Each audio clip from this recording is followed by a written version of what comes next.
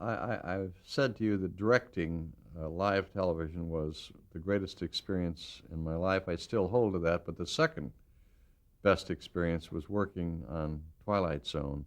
I was hired when it went to an hour.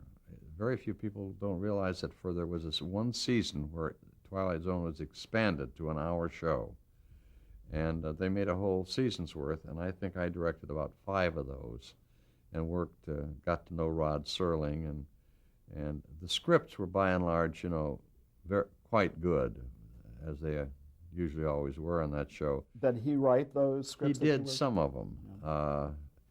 Twilight Zone probably was better as a half hour because it would work up to some kind of a snapper on the end, and when you're doing an hour, you can't work up to a snapper. You have to have a plot and a subplot and a character development and all kinds of things.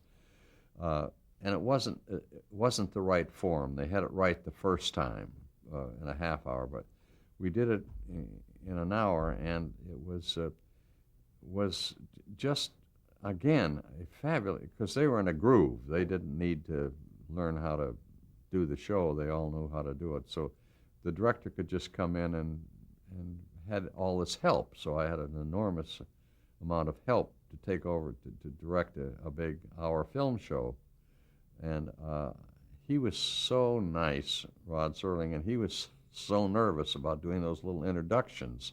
He hated to do that. I think he really loved it, but it made him very nervous to do it. And I used to shoot some of them, and we'd have to do quite a few takes before, you get one that was presentable. He was so good at it. He was wonderful. Well, what a fine man he was. When you say he was so nice, elaborate if you would, please. What do you mean nice? Well, there's a tendency in television, because there's such pressure to get it on, get another one, and it's gone, and we got to do it again next week.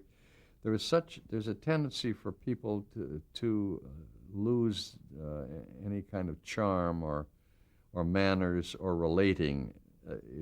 They could be very brusque. Let's get it over with, say it, do it, leave.